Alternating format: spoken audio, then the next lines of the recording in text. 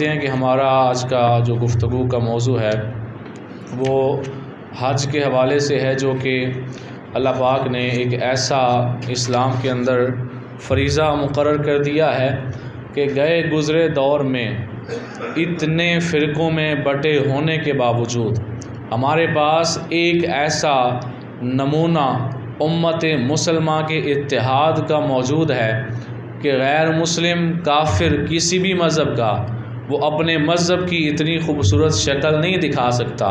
क्योंकि आप इंडिया में चले जाएं, बल्कि इंडिया में जाने की ज़रूरत नहीं, यहाँ हमारे पाकिस्तान में सिंध के अंदर काफ़ी हिस्सा आबादी के अंदर हिंदुओं का मौजूद है। तो वहाँ पे अमीर गरीब का फ़र्क क्या है कि जो अमीर बंदा है उसने जो भगवान ख़रीदना है वो 20-50 हज़ार का होगा, जो गरीब बंदा है उसने जो भगवान ख़रीदना है वो 500 का, 1000 का, 100 का होगा। यानी उनके मज़हब के अंदर अपने खुदा का ही जिसके आगे उन्होंने सजदा करना है उसकी ही कीमत में इतना फ़र्क आ गया है कि अमीर के लिए वो खुदा और है और गरीब के लिए वो खुदा बोलें और है। अमीर के लिए और है, गरीब के लिए और है। गरीब छोटा सा ख़रीदता है, अमीर बड़ा ख़रीदता है। गरीब बंदे के घर के अंदर भी अगर कोई भगवान की तस्वीर होगी तो छोटी सी होगी। अमीर बंदे ने अपने घर में बाकायदा एक कोना जो है वो मुख्तस किया होगा कि यहाँ पे मैं पत्थर का भगवान बाकायदा तमीर करवाऊँगा, फिर उसके आगे सजदा करूँगा।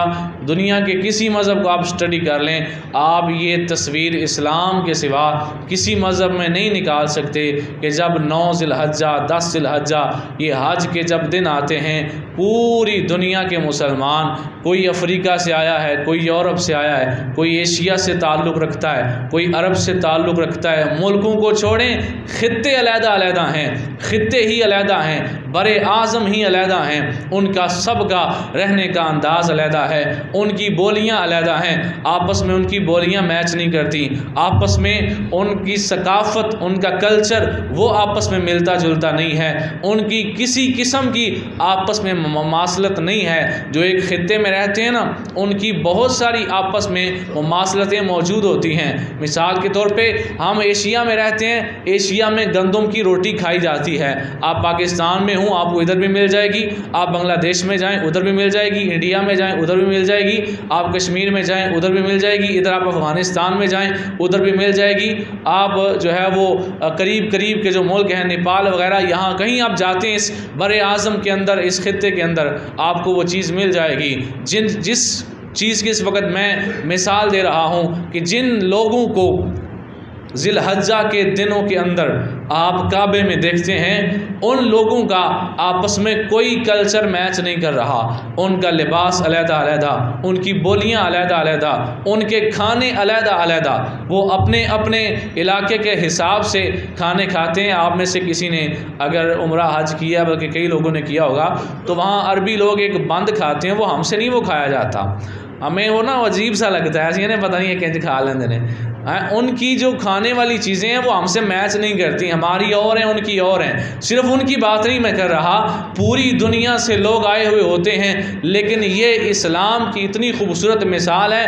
कई काफिरों ने हज की जो एक मिसाल को देखते हुए कि इस्लाम की ये जो हज की मिसाल है, इसको देखते हुए कि जब उन्हें बताया गया कि इस जलवा के अंदर ये जो मंजर तुम देख रहे हो कि सारे लोग दुनिया के अलहदा अलहदा इलाकों से आए, ज़ुबानें अलहदा, रहन सहन अलहदा, इनकी तालीम का निसाब अलहदा, सारा कुछ अलहदा अलहदा है, लेकिन जहाँ इस वक्त तुम देख रहे हो सब की ज़ुबानों पे एक ही कलिमा है, सब के जिस्म पे एक ही लिबास है, सब ने एक तरह का वज़ू किया हुआ है और सब की ज़ुबानों पे एक ही कलमा है, लब्बैक अल्लाहुम्मा लब्बैक। सब एक लिबास पहन के एक जैसे हैं, कोई फ़र्क नहीं कि ये सूडान से आया है, ये अफ्रीका से आया है, ये अमेरिका से आया है, ये यूरोप से आया है, ये पाकिस्तान से आया है, ये अफ़गानिस्तान से आया, किसी जगह का कोई फ़र्क नहीं है। बिल्कुल एक जैसा लिबास, एक जैसा उनकी ज़ुबानों पे नारा, एक ही कलिमा।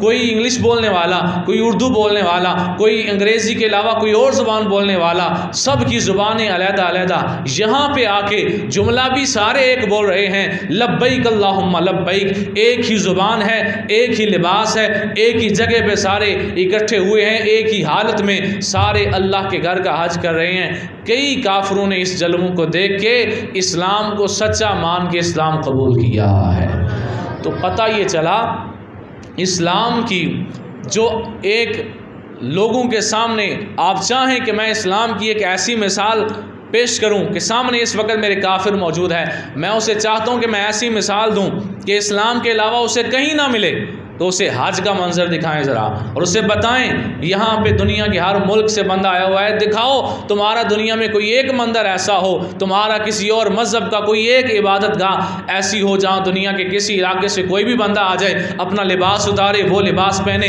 एक तरह का सबका जो है वो ज़ुबान के ऊपर नारा हो, एक जैसा, सारे अपना कल्चर, अपनी सकाफ़त, अपने रसूम व रवाज सारा कुछ छोड़ के एक जुमला बोलें, एक लिबास पहने, सारे एक जैसे हो जाएं। किसी मज़हब में ऐसी कोई मिसाल नहीं मिलेगी। ये मिसाल अल्लाह पाक ने इस्लाम के अंदर हज की शक्ल में पैदा फरमाई है। तो पता ये चला अल्लाह पाक को ये हज इस कदर प्यारा है कि अल्लाह ने इसको दुनिया के सामने एक ऐसी मिसाल के तौर पे रख दिया है कि अगर कोई गैर मुस्लिम कहे मुझे इस्लाम की कोई खूबसूरत सी शक्ल बताओ जो मुझे कहीं ना मिले, तो आप उसे हज का मंजर दिखा सकते हैं। और फिर ये तो अभी हम दुनियावी लिहाज से बात कर रहे थे ना, लोगों को समझाने के लिहाज से, जो लोग हज करने गए होते हैं अल्लाह पाक उन पे कितना राज़ी होता है, कितना उनके ऊपर उसका इनाम होता है, कितना करम होता है। सुनिएगा हदीस मुबारका दो मैं आपके सामने अर्ज़ करने लगा हूँ। पहली यकीनन आपने सुनी होगी, दूसरी मेरे ख्याल से आप लोग पहली मरतबा सुनेंगे। हदीस मुबारका में आता है मेरे आका सल्लल्लाहु अलैहि वसल्लम इरशाद फरमाते हैं, जब एक बंदा हज करता है और दौरान हज वो फिस्को फुजूर से बचा रहता है, वो गुनाह नहीं करता, वो गुनाहों से बाज रहता है, वो बड़े बड़े गुनाह फिस्को फुजूर इनसे बाज रहते हुए जो बंदा हज करता है, मेरे आका सल्लल्लाहु अलैहि वसल्लम फरमाते हैं वो जब लौटता है तो वो यूँ होता है जैसे आज ही उसकी माँ ने उसे पैदा किया है, उसके जिस्म पे कोई गुनाह मौजूद नहीं होता।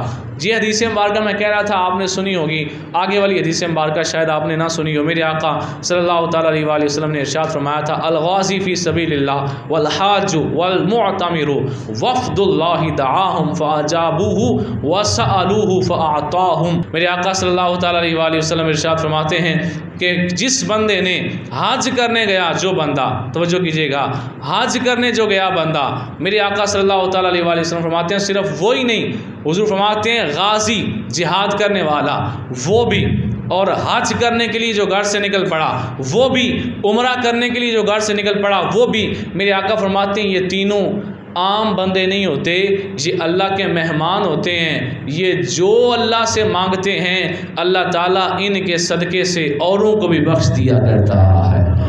यानी एक तो आपने ये सुना है ना कि हाजी के अपने गुनाह माफ़ होते हैं, ये तो सबके इल्म में है। यहाँ क्या फरमाया मेरे आका फरमाते हैं वाली मन, और वो जिसके लिए इस्तग़फ़र लहुल हाज, मेरे हुज़ूर फरमाते हैं हाजी बंदा जिस बंदे के लिए दुआए मग़फ़िरत करता है कि या अल्लाह उस बंदे को माफ़ फरमा दे, अल्लाह पाक उसकी दुआ कबूल करते हुए जिसके लिए वो बख्शिश की दुआ मांग रहा है अल्लाह उसको भी माफ़ फरमा देता है। और मेरे आका सल्लल्लाहु अलैहि वसल्लम इरशाद फरमाते हैं, हज़रत सैयदा आयशा सिद्दीक़ा रज़ी अल्लाह तआला अन्हा ने इस बात को रिवायत किया, वो कहती हैं कि मैंने हुज़ूर सल्लल्लाहु अलैहि वसल्लम से पूछा, हुज़ूर औरतों के लिए जिहाद क्या है? यानी जैसे मर्द आए रोज़ किसी ना किसी जंग में गए होते हैं, तो क्या औरतों पे भी जिहाद फ़र्ज़ है? औरतों के लिए क्या जिहाद है? मेरे आका सल्लल्लाहु अलैहि वसल्लम ने फरमाया लाकिन अफ़ज़ल जिहादी हज्जुम मबरूर। हुज़ूर फरमाते हैं औरतों के लिए सबसे अफजल जिहाद यही है कि वो हज मबरूर कर लें। औरत हज कर ले, अल्लाह उसे जिहाद का भी सवाब अता फरमा देता है। और यहाँ पर एक मिनट के लिए रुकिएगा, हज को अल्लाह ने कैसी खूबसूरत शक्ल अता फरमाई है।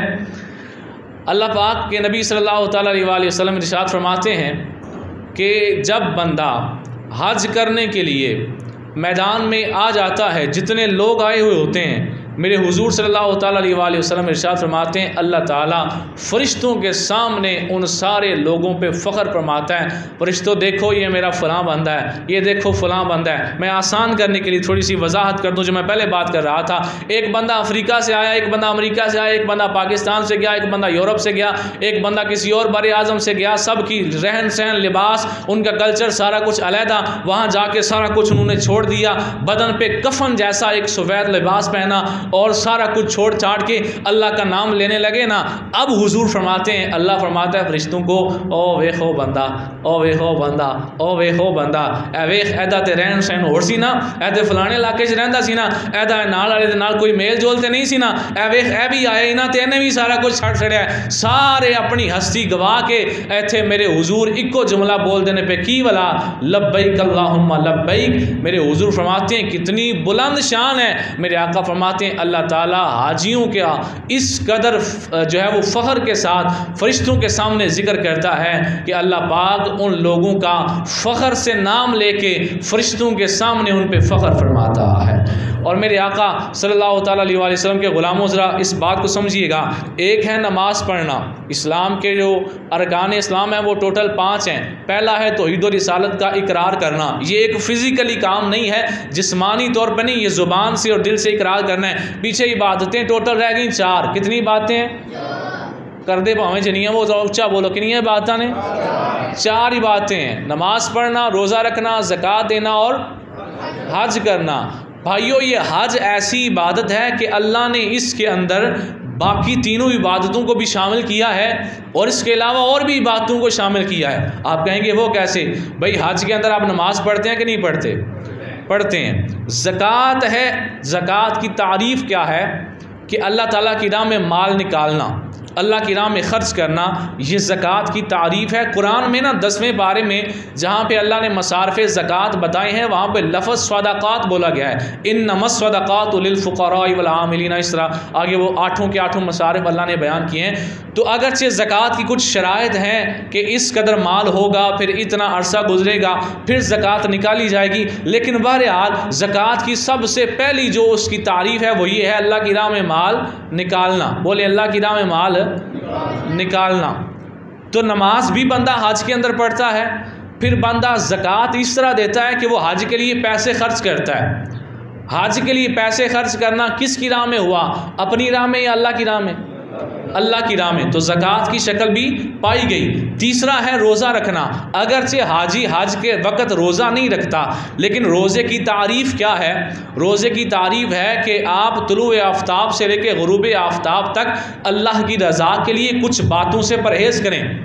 खाना नहीं खाना और जमा नहीं करना, इनसे परहेज़ करें। इसी तरह की सिचुएशन हज के अंदर भी है कि आपने जब अहराम बांध लिया, अब आपकी अपनी बीवी मनकूहा आपके साथ चल रही है, आप फिर भी उसके साथ कोई फिज़िकली कोई जिस्मानी ताल्लुक़ कायम नहीं कर सकते। ये कंट्रोल कर रहे हैं, आप अपनी ख्वाहिशात को मार रहे हैं। अहराम बांधा हुआ है, आप अपने जिस्म पे कंघी बोलें नहीं कर सकते, आप अपने जिस्म पे खुशबू नहीं लगा सकते, आप बिला वजह बार बार आईना नहीं देख सकते, अपने बाल नहीं संवार सकते, आप नाखून नहीं काट सकते। ये पाबंदियाँ हराम के अंदर आपने हज के अंदर इन पाबंदियों का ख्याल रखना है। पता ये चला कि जैसे रोज़ा असल में है एक पाबंदी कि तुलूए आफ्ताब से लेकर ग़ुरूब आफ्ताब तक अल्लाह ने कुछ पाबंदियाँ बनाई हुई हैं, उनसे बाज रहना है। ऐसे ही हज के अंदर कुछ पाबंदियाँ हैं, तो रोज़े की शक्ल भी आ गई। अच्छा, इसके आगे मैंने कहा ये 3 भी हैं और भी हैं, और क्या है? इसके अलावा हिजरत भी बहुत बड़ी नेकी है अल्लाह की राह में। जानते हैं ना सारे, हिजरत करना अल्लाह की राह में बहुत बड़ी नेकी है। तो हाजी हज के दिनों में अपने घर को छोड़ के दूर जाता है कि नहीं जाता? जाता है। दुनिया के किसी मुल्क में किसी खित्ते में ताल्लुक़ रखता है, वो जाता है अल्लाह के घर में काबे का तवाफ़ करने के लिए, हज करने के लिए जाता है। हिजरत की शक्ल भी आ गई। इसके अलावा उलमा ने यह भी लिखा है कि जिहाद की भी एक शक्ल हज के अंदर मौजूद है। जिहाद ये है कि आपको कहीं पंखा मिलता है, कहीं नहीं मिलता, कहीं सहूलत मिलती है, कहीं नहीं मिलती, कहीं आपको पानी मिलता है, कहीं नहीं मिलता, कहीं शदीद गर्मी लगती है, कहीं कोई आजमाइश होती है। लेकिन आप ये तो नहीं कह सकते कि आज के दिन मिना में क़याम करना ये हज के अंदर फ़र्ज़ है, तो मुझे तो गर्मी बड़ी लग रही है, मैं तो जाने लगा हूँ अपने होटल के रूम में। जाता है कोई बंदा? नहीं जाता। जब आराफात में क़याम करना ज़रूरी है तो कोई बंदा क़याम छोड़ के अपने होटल के रूम में तो नहीं जाता, वहीं रहता है ना। जब जब जिस वक़्त तवाफ़ करना ज़रूरी है, हुक्म है हज के अंदर कि इस मौके पे तवाफ़ किया जाए, इस मौके पे रमी जमरात यानी शैतान को कंकरियाँ मारी जाएँ, इस मौके पे तवाफ़ किया जाए, इस मौके पे अरफात में क़याम, इस मौके पे मिना में, इस मौके पे मुज़दलिफ़ा में, ये जो जितने अरकान हैं हज के, कोई बंदा ये नहीं कहता कि यार अभी तो दिन के 12 बज रहे हैं, गर्मी बहुत ज़्यादा है और पिछले साल लोग शहीद हुए थे, गर्म हवा चली थी, लोग शहीद हो गए थे, गर्मी बड़ी है, तो मैं इस तरह करता हूँ, मैं जाके अपने कमरे में सो जाता हूँ, ये जो मुज़दलिफ़ा का पड़ाव है मैं इसको रहने देता हूँ, या अरफात का क़याम मैं रहने देता हूँ, या मैं मिना में नहीं जाता, या मैं रमी जमरात नहीं करता, शैतान को कंकरियाँ नहीं मारता। कोई हाजी किसी एक भी रुकन को बोले हाँ जरा मिस करता है? नहीं करता। ये शक्ल आ गई जिहाद की। पता ये चला अल्लाह ने हज को ऐसी इबादत बनाया है कि अल्लाह ने सारी इबादतों का जायका हज में रख दिया है। तो पता ये चला ये हज अल्लाह पाक को बड़ा प्यार है। और मेरे आका सल्लल्लाहु अलैहि वसल्लम ने जब हज किया था ना, तो अरफात के मैदान में खड़े होकर मेरे आका ने दुआ फरमाई। मेरे आका ने फरमाया, दुआ की है अल्लाह जिन्होंने हलक किया है, टेंड करवाई, हलक किया है, उनके ऊपर रहमत फरमा। साहबा ने कहा हुजूर जिन्होंने कसर किया, यानी जब कुछ लोग सारी टेंड नहीं ना करते, बालों को छोटा करवा लेते हैं, उसको कसर कहते हैं। तो साहबा ने कहा हुजूर उसके लिए भी दुआ कर दें। हुजूर ने फिर यही दुआ की, या अल्लाह जिन्होंने हलक किया है उनके ऊपर रहमत फरमा। पता है लगा कि टेंड ते बंदा गर्मी लगने वाल भी करा लेंदा है, टेंड ते बंदा उंज भी करा लेंदा है, सिर से खारिश हो जाए, हैं जी एलर्जी हो जाए, किसी ने जुआ पै जाए, टिन्ना ते एवें भी बंदा प्या करांदा है। हज एक ऐसी इबादत है कि अगर हज दे विच जाके बंदे ने टेंड करवाई है, कोई यार उन्हें बड़ा मार्का नहीं मारिया, कोई पंजाबी चाहते ने किहड़े मुंग दले ने, उन्हें कोई बड़ा मार्का नहीं मारिया, कोई बड़ा औखा काम नहीं किया, सिर्फ उसने अपने सर से बाल मुंडवाए हैं। उसकी वजह से भी अल्लाह पाक के नबी की दुआ क़यामत तक के लिए उसे मिल गई है। और फिर जिसने कसर करवाया तो तीसरी दफ़ा फिर सरकार ने कसर वाले के लिए भी दुआ की, लेकिन अफजल हलक करवाना ही है, टेंड करवाना ये ज़्यादा अफजल है। आखिरी बात सुना के अपनी गुफ्तगू को इख्तिताम की तरफ लाने लगा हूँ। अरफात के मैदान में खड़े हुए हुजूर खुतबा दे रहे थे। खुतबा देते देते मेरे आका ने फरमाया, हज़रत उमर रज़ी अल्लाह तआला अन्हु या हज़रत बिलाल रज़ी अल्लाह तआला अन्हु, इन दोनों में से किसी से फरमाया कि लोगों से कहो ज़रा चुप हो जाएं, मैंने एक अहम बात करनी है। लोग ज़ाहिरी बात है बहुत बड़ा मजमा था और हुजूर का ये मौजज़ा था कि 1 लाख से ज़्यादा सहाबा किराम मौजूद थे।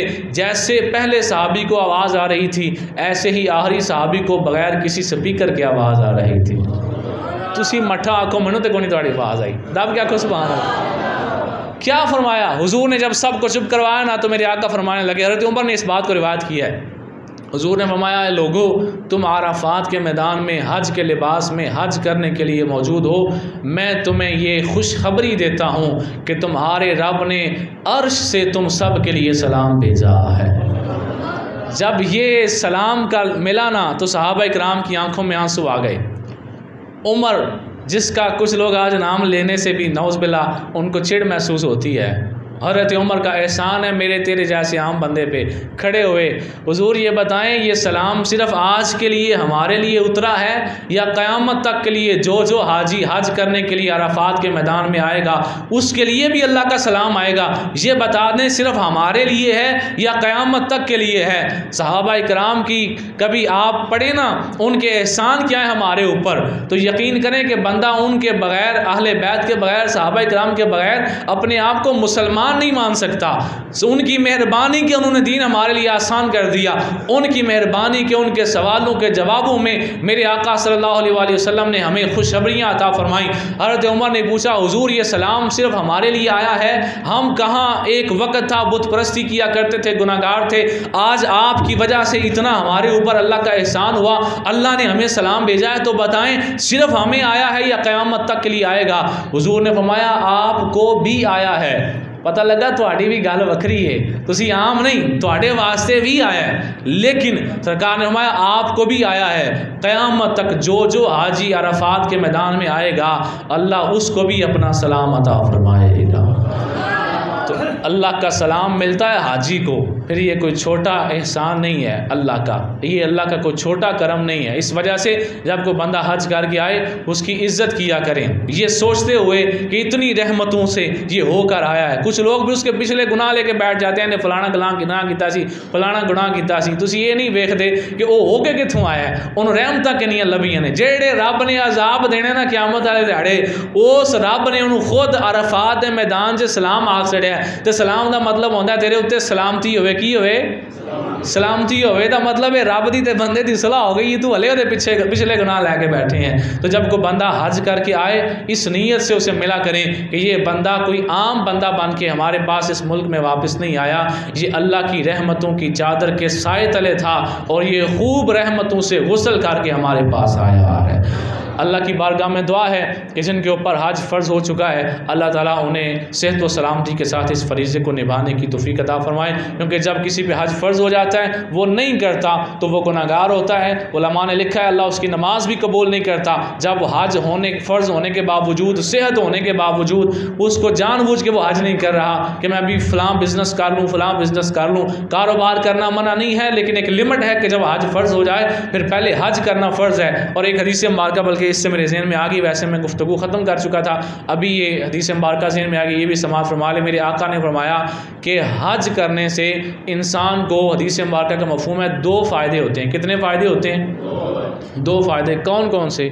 हुज़ूर ने फरमाया अल्लाह ताला बंदे के गुनाहों को भी धो देता है और अल्लाह उस बंदे की गुर्बत को भी मिटा देता है। गुर्बत को की करता है? मिटा देता है। तो जो बंदे का रज ही नहीं पिया होता, अज फर्ज हो गया, हले भी रज नहीं ना पिया होता, तो फिर तेरा होना ही नहीं। तू जितना मर्जी कमा तेरा नहीं होना। जा हज करके आ, वेखी अल्लाह तेरियां भुखा मिटा छड़ेगा। अल्लाह ताला दस्तरखान में वुसअत अता फरमाएगा। अल्लाह पाक इस फरीज़े की आसान तरीके से अदायगी की तौफीक अता फरमाए। वमा अलैना इल्लल बलागुल।